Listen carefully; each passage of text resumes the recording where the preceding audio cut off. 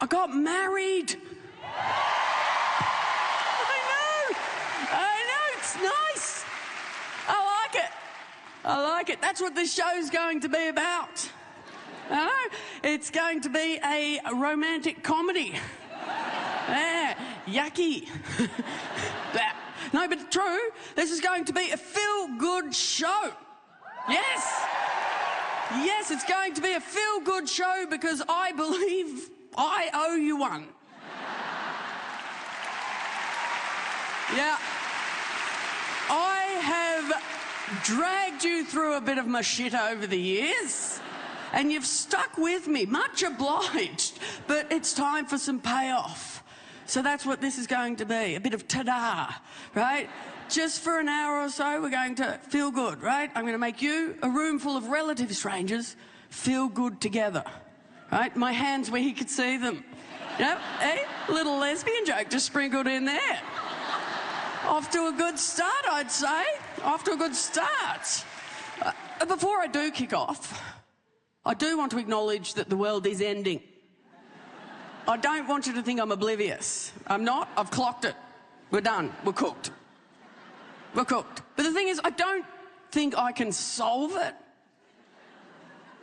Not tonight. Not in the time allocated. So I'm just going to ignore it.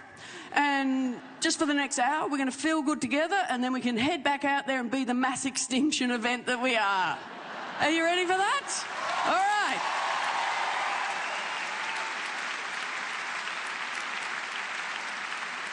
There we go. Jenny is my spouse lady's name. Yep. You clap a fact. You clap a fact. I call her Jenno because, you know, g'day. She thinks it's cute, so that's great. That's a solid result for no effort. You got to be happy with that. I'll tell you what, it was a very steep learning curve for the pair of us to organise a betrothal.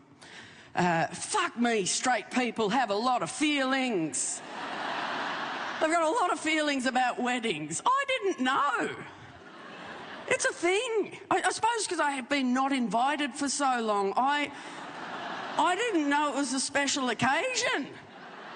Who knew? Straight people. We made a lot of mistakes, though, apparently. We had a shark cake for one. Yep. Our wedding cake was a novelty cake.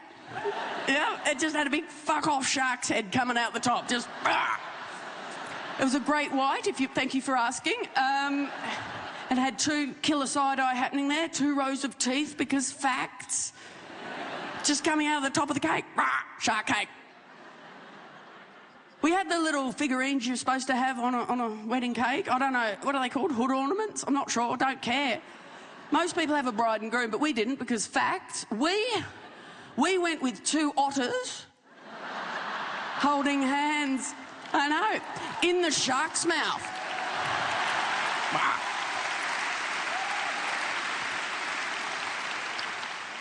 People didn't like it.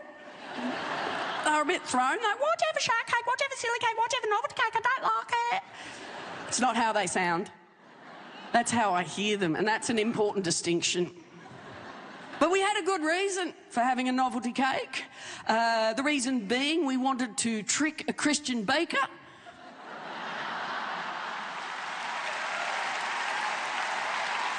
Yep, we wanted to trick a Christian baker into making a gay wedding cake, and it worked. It was like, nah, mate, that's not a wedding cake. I'm turning 10.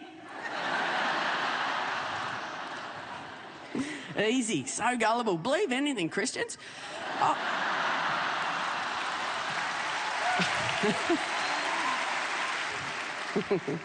No, so he's going to hell. We've all got to do our bit to get through this gay agenda. Sending Christian bakers to hell one at a time. Very efficient activism, isn't it? I didn't say who it's a feel-good show for. I should have. I'm feeling real good. I suppose one of the reasons Jenno and I struggled to wedding correctly is because neither of us had spent any of our life thinking about it, like planning our special day. Apparently you're supposed to. As the lady born amongst us, you're supposed to spend an inordinate amount of time fantasising about the colour scheme and floral arrangement of the day you sold off. And I just never given it a thought, because it was not an option for me for a long time. You've got to remember, I grew up in a time when us gayers weren't even allowed to adopt a fucking highway, right? Much less marry someone we wanted to touch. So why would I waste my time? Jenno is bisexual, so technically she could have half thought about it. But she didn't. Busy, too busy. Classic bisexual, am I right? Hey? No. No, I'm not right. That's a nasty stereotype. But I do like to brag that I married a bisexual woman, because it upsets a very particular kind of man that I really enjoy upsetting. Because this is a decision. And you weren't. Again, I didn't specify who this was a feel-good show for. We loved our wedding, by the way. I should note that. We had a great time. It was a very small ceremony at home, just a spattering of friends and family. Only my friends and family, because I'm the priority. That's a joke, and it's not my best work, so well done you for giving that a lukewarm response. You read the room. Appreciate that. No, the reason being was Jenno is American, right? What? Oh no, diversity. You're welcome. So it was pandemic depending, you know, our borders closed, so Jenno's family and friends couldn't come to our wedding, which is sad. But also, is it? Is the pressure on the proposal. Like, you know, in that time between when you are engaged and when you get married, right, in that little perineum of time, it is like that. It's a little perineum of time, because it's not the destination, but it's very exciting to be there. In that little perineum of time, the only thing anybody ever wants to know is how did you propose? Right? How'd you propose? Like, don't you want to know a name? I'm like, no, who cares? Apparently, you're supposed to propose on a beach or at sunset or some shit. Like, I'll give you sunset. Sunset's nice, but the beach, fuck off. I hate the beach. Like, I don't trust sand. I don't. It's never where it says it's going to be. Guaranteed, 6 months after I've been to the beach, I will find a pearl on my person. It's another little perineum joke if you think about it, isn't it? Yeah, a little diamond in the muff. He gets it.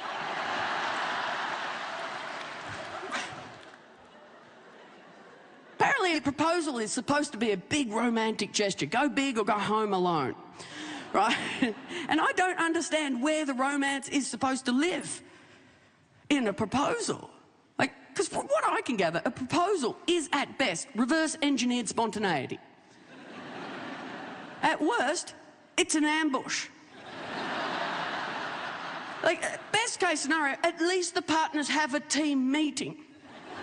Right? They have a team meeting, they make a plan, they propose a proposal, which is weird. And then they make up a to-do list, complete with props and a destination, a beach perhaps. And then one of the partners sets to ticking off the to-do list, while the other partner sets to forgetting they were ever involved. So when the proposal finally happens, they're like, oh my God, I'm so surprised! Look at that ring, oh my God, oh my God, oh my God, I've never seen anything so beautiful! Fucking stop it. Seriously, you chose that ring! Stop gaslighting yourself! It's embarrassing. But that's the best case scenario. Because otherwise, there's no team meeting. One of the partners just assumes they're a fucking catch. The temerity. And it is my understanding in the cis hetero world, it's the man one. Now, that's a gross generalisation, absolutely, but it's also 100% true. I did my own research. Confirmed my own bias. But it is the man one, which is fun, because who handles rejection the best? Men who think they're a fucking catch. So that's a recipe for a good time, if ever I've heard one. Say yes, we get married. Say no, I stalk you. Romance, it's a trap. Thank you, very kind.